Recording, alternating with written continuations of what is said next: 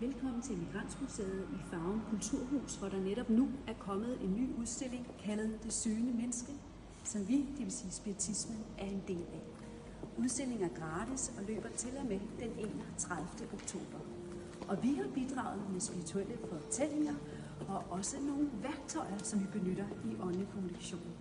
Blandt andet vores kabinet, som vi bruger og har brugt i mange år til fysisk åndelig kontakt med vores kære åndelige venner. Det vil sige, at vi taler med dem fysisk, vi hører dem fysisk, vi mærker dem fysisk, og vi ser dem fysisk. Derudover har vi også givet den her plakat til udstilling, og her kan du se de åndelige materialisationer og brugen af ektoplasme hertil.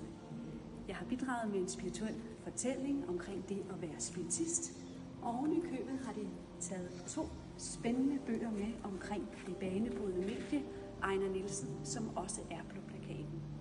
Tak til dig for at være medlem af Spiritismens Trossamfund, som gør det muligt, at vi kan udbrede spiritismen sammen. God fornøjelse.